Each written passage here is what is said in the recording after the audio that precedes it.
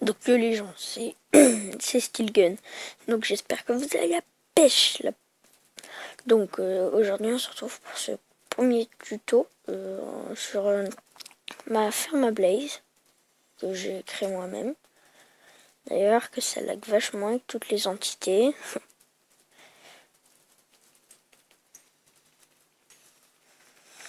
Donc je finis de les tuer et je vais vous montrer tout mon système.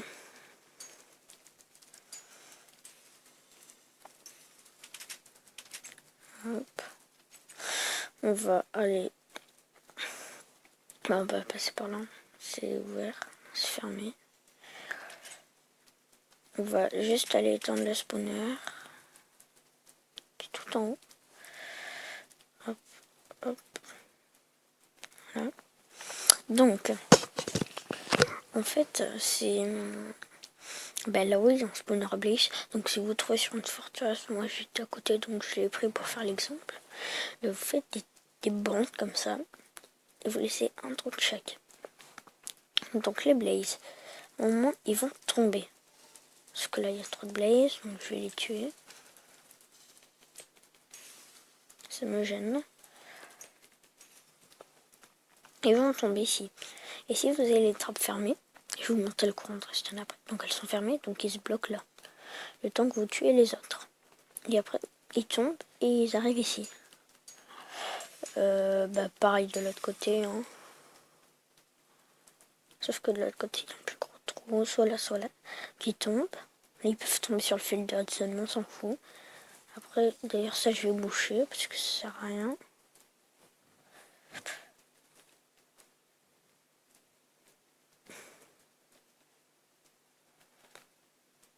Hop, hein. Et après, il tombe là et tout, voilà.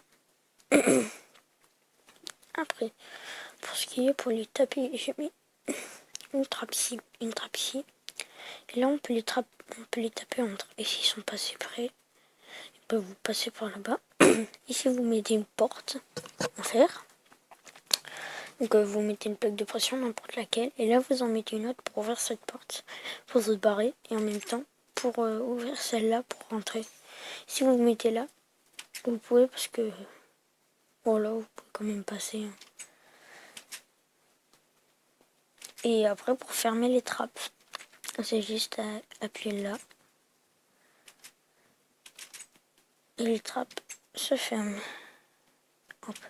Donc, pour ce qui est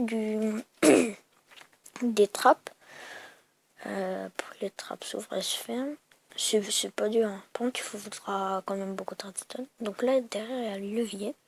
Vous continuez, vous continuez, vous continuez, vous continuez. Ça, c'est un répéteur que je vous montrerai après. Comment faire le répéteur dans le prochain épisode.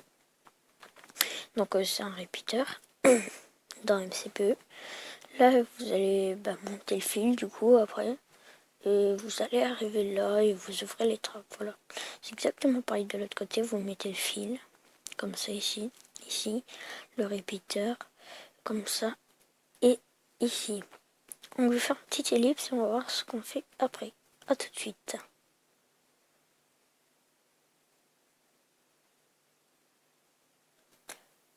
Donc les gens, je vais vous montrer comment faire un répéteur. Tout d'abord, pour faire un répéteur, il vous faudra une torche de redstone, une torche de redstone, un bloc, n'importe lequel, et du fil de redstone.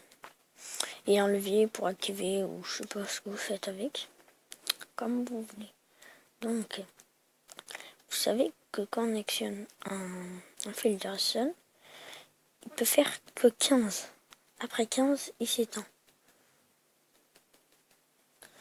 Et si je mets la lampe, si je mets une lampe de redstone ici, elle s'allume.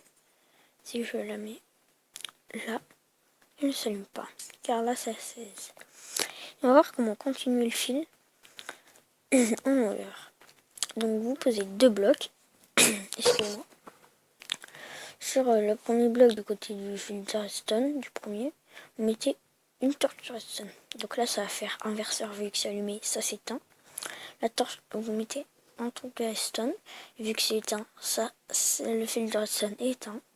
Vous posez une torche, elle va être allumée parce que là, ça fait inverseur et ça ne, ben voilà, et ça fait inverseur et donc elle s'allume et elle est éteinte et vous pouvez continuer le fil.